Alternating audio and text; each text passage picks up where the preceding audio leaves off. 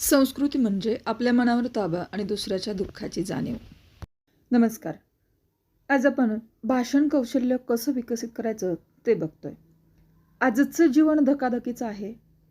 आजच्या जीवनात जगामध्ये आपल्याला यशस्वी व्हायचं असेल तर आपल्याकडे एक गोष्ट हवी आहे, ती म्हणजे गती. असेल गती तरच होईल प्रगती. मानवाला वाणीचं वरदान लाभलंय.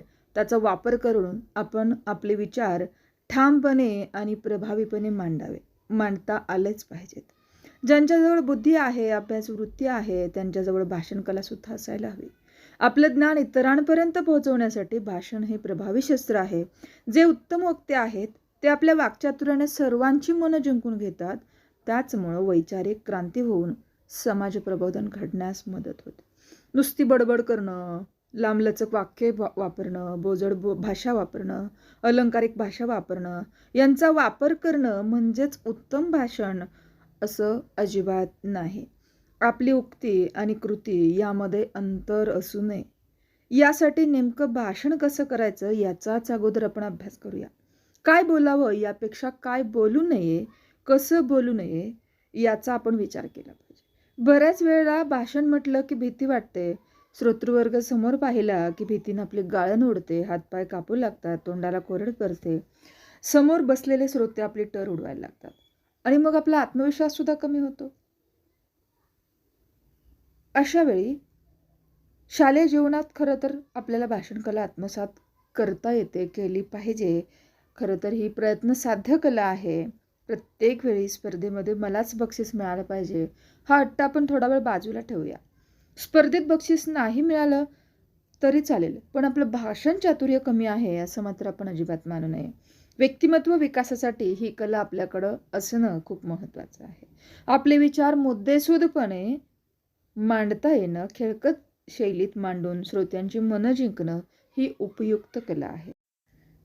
ही कला उपयुक्त आहे. एकदा ही कला आपल्याला अवगत झाली की ती आयुष्यभर पुरणाऱ्या अक्षय शिदोरीसारखी असते.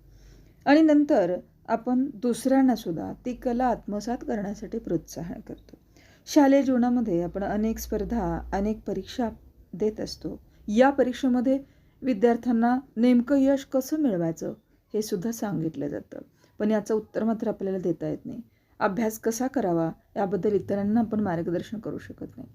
आजच्या स्पर्धेमध्ये जर आपल्याला टिकून राहायचं असेल तर संभाषण कौशल्य, संभाषण चातुर्य येणं नितांत आवश्यकता आहे. संभाषण चतुर व्यक्ती किंवा विक्रेता आपली मातीसुद्धा सोन्याच्या भावामध्ये विकेल, तर एखादा मुखदुर्बल विक्रेता आपलं सोनंसुद्धा विकू शकणार नाही. म्हणून आपलं चातुर्य आपल्याला पणाला लावायचं आहे, आपली गुणवत्ता सिद्ध करायची आहे. जर आपण ते केलं तर आपल्याला यश नक्कीच मिळेल. कोणत्याही विषयाचा प्रचार करायचा असेल तर भाषण या माध्यमाचाच वापर केला जातो. भाषण हे खरोखरच प्रभावी माध्यम आहे लोकजागृतीसाठी, म्हणूनच ते वापरलं जातं. आणि म्हणून आज आपण बघणार आहोत वक्तृत्व अर्थात भाषण कला अवगत करण्यासाठी आपण नेमकं काय करावं.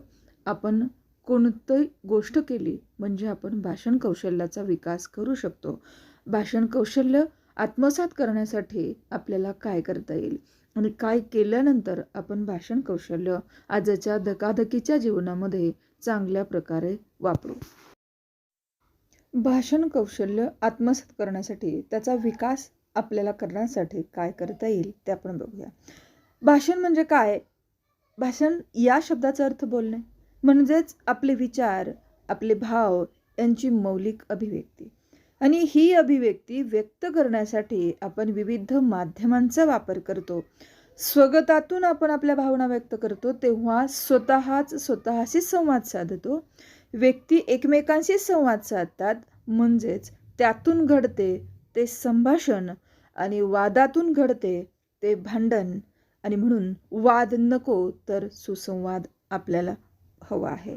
आपण दूरध्वनीवरून विचारांचं आदानप्रदान करतो, तर कधी व्यासपीठावरून करतो. कोणत्याही विषयाशी संबंधित स्वतःचा विचार आपल्याला प्रकट करता यायला हवे.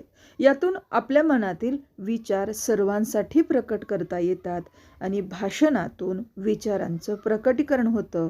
त्यावेळी त्यामध्ये आपल्याला काही गोष्टी लक्षात घेणं गरजेचं आहे. त्याच्यामध्ये पहिलं आहे क्रमबद्धता, दुसरं आहे शृंखलाबद्धता असली पाहिजे. म्हणजेच कोणताही विचार आपल्याला सूत्रबद्ध पद्धतीनं मांडता आला पाहिजे. आज आपण भाषण कौशल्य पाहतो. भाषण कौशल्य विकसित करण्यासाठी काही कौशल्य आपल्याकडे असायला हवीत. तर ती नेमकी कोणती? आपण काय करायला हवं? आणि म्हणजे आपण भाषण कौशल्य आत्मसात करू शकतो हे आपण उद्याच्या भागामध्ये पाहूया. व्हिडिओ आवडल्यास शेअर करायला विसरू नका आणि हो त्याबरोबर सबस्क्राईबसुद्धा नक्की करा. उरलेला भाग उद्या. धन्यवाद.